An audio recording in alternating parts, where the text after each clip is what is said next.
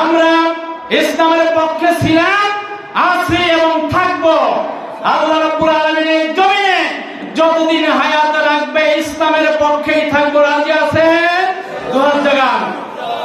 নারে তাকবীর, নারে তাকবীর। আল্লাহ আমাদেরকে ইসলামের জন্য কবুল করবেন, আমিন। সম্মানিত হাজিরিন, আমি এই কথাটা বলে আমার কথা শেষ করব। আমার পরে মেহমান চলে আসছেন। সম্মানিত ভাইরা, মুসলমান না হয়ে কবরে যাওয়া যাবে না। যাবে? বাবাই মুসলমান, দাদাই মুসলমান, বাবাই আলেম, বাবাই নবী ছিলেন। নবীর ছেলে কি নবী হয়েছে? নবীর ছেলেও কিন্তু জাহান্নামে গিয়েছে।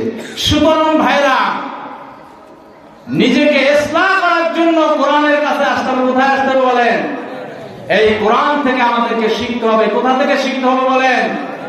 এই কোরআন থেকে আমাদেরকে জানতে হবে, বুঝতে হবে, আমল করতে হবে।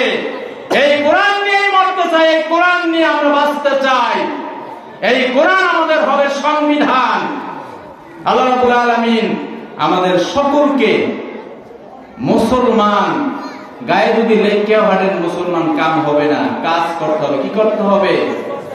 নবীর উম্মত হিসাবে যেই দায়িত্ব, নবীর উম্মত হিসাবে যেই কাজ, সেই কাজ আমাদেরকে করতে হবে। আমাদেরকে সেই পথেই আমাদেরকে চলতে হবে। সেই পথ ছাড়া আমাদের মুক্তির কোনো আশা করা যায় না। আশা করা যায়? আশা করা যায় না। আল্লাহ রাব্বুল আলামিন আমাদের সকলকে, আমরা যাতে করে আল্লাহ রাব্বুল আলামিন আমাদেরকে আজকে যেই কোরআনের হাদিস থেকে, কোরআন থেকে যে কথাগুলো বললাম, নিজে এবং আপনারা যারা শুনেছি আমল করার তৌফিক দেন, বলুন আমিন। আমরা ইসলামকে, রসুলকে যদি মানি, রসুলের ভালোবাসা যদি আমাদের থাকে, তাহলে কি আমরা আল্লাহর নবীর বিরুদ্ধে যাইতে পারি? যাইতে পারি?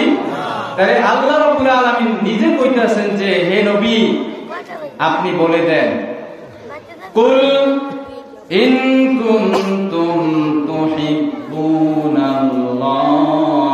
ফাত্তাবিউনি ইউহিব্বুকুমুল্লাহ।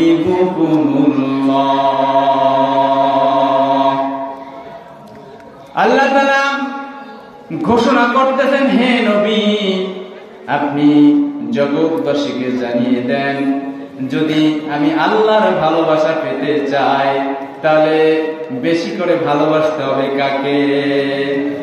কাকে ভালোবাসবেন? নবীকে ভালোবাসতে হবে। আমার নবী, নবীর চরিত্র, নবীর আখলাক, নবীর স্লোগান আমাদের নাই। আমাদের নেতা, আমার নেতা, আপনার নেতা কে? কন্যাকা, আমার নেতা, তোমার নেতা, আমার নেতা, তোমার নেতা। এটা বললেই হবে না, এটা বাস্তবায়ন করতে হবে। কি করতে হবে? বাস্তবায়ন করা খুব কঠিন ভাই। মুখে বললেন, এখানে আজকে স্লোগান দিয়ে গেলেন, কিন্তু বাস্তবতা খুব কঠিন।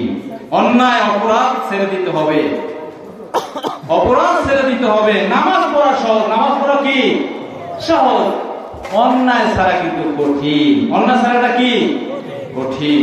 এজন্য অপরাধ আমার দ্বারা হবে না। আমার দ্বারা কি হবে না বলেন? জোরে বল। আমি অপরাধ করবো না। আমি কি করবো না? অপরাধ করবো না। আমার দ্বারা অপরাধ হতে পারে না। আমি মুসলিম, এজ এ মুসলিম আমার পরিচয় কি? মুসলিম। আমি মুসলিম হিসেবে আমার দ্বারা অন্যায় হবে, এটা মুসলমানের কাজ না। এটা কার কাজ না? মুসলমানের কাজ না। পরিশেষে আপনাদের কাছে সময় আমার নাই, 2 মিনিট সময় আছে। কয় মিনিট? 2 মিনিটের মধ্যে আমি ছেড়ে দিব। 2 মিনিটের মধ্যে আমি যে কথাটা বলবো সেটা হচ্ছে যে, আপনাদের এই যে আজকে যে মাহফিল, এটা হচ্ছে কিরাতুল কোরআন হাফিজি মাদ্রাসা। কি? নুরানিয়া মাদ্রাসা। এই মাদ্রাসায় নুরানি পড়ানো হয়। কি পড়ানো হয়? নুরানি কি আমরা জানি? নুরানিটা কি? কথা বলেন। নুরানি কি? নুরানি হচ্ছে আরবি কোরআন। এই কোরআনটা শিখতে হলে প্রাথমিক যে নুরানি বিষয়টা আছে, এই নুরানি এখান থেকে আলিফ বা তা থেকে শুরু করে এই কোরআনটা শিক্ষা দেওয়া হয়। কি দেওয়া হয় বলেন?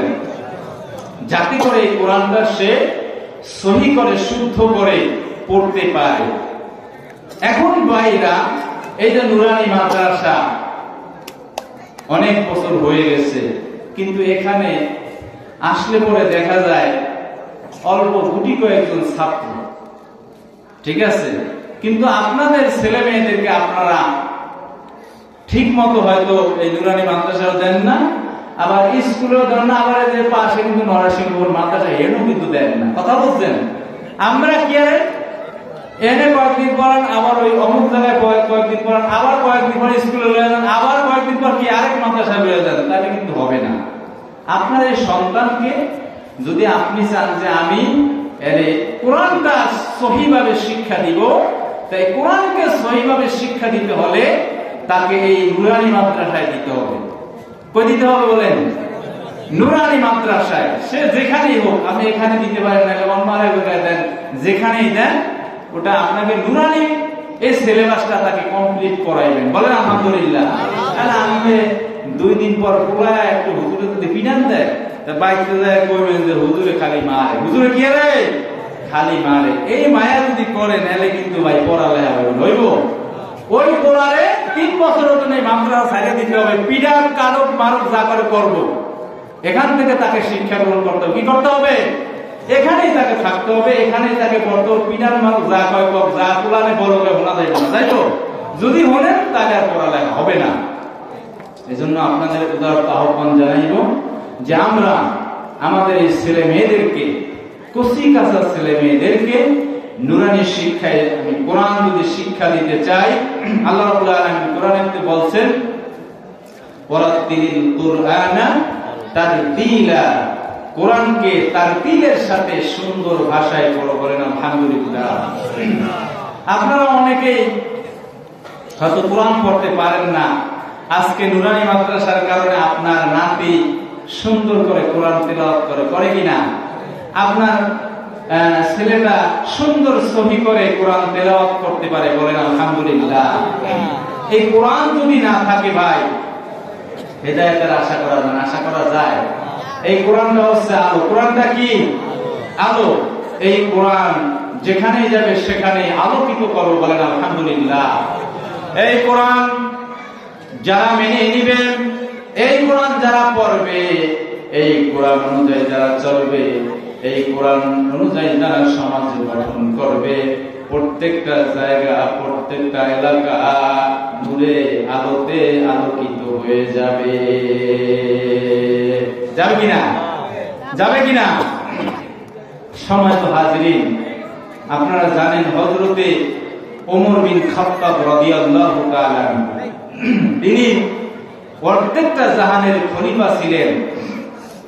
তিনি যখন এই কোরআনের কাছে আসলেন, কোথায় আসলেন? জোরে কথা কর না, মেরা কাছে তেনায় গেছেন। কার কাছে আসছেন? এই কোরআনের কাছে যখন আসলেন, ইন্না আনজালনাহু কুরআনান আযাবা, এই কোরআনটা এমন এক কোরআন আল্লাহর তরফ থেকে নাযিল করা, এটা কোন সাধারণ কোরআন নয়। বলেন সুবহানাল্লাহ। এটা একটি আশ্চর্য কিতাব। বলেন সুবহানাল্লাহ। এই কোরআন শুনলে পরে মানুষের হৃদয়ে কি করে? ঈমান বাড়ে। কি বাড়ে? কি বাড়ে? ঈমানটা বাড়ে। এই যে আপনারা মাহফিলের বাইরে যখন ছিলেন তখনকার ঈমান আর এই মাহফিলের ভিতরে ঢুকছেন, এখনকার ঈমান কিন্তু এক না। এক তো জোরে কোন এক? এটা আপনার আমার কথা না, আল্লাহরই কথা। আমার আল্লাহ তাআলা বলতেছেন ওয়াইজা তুলিয়াত আলাইহিম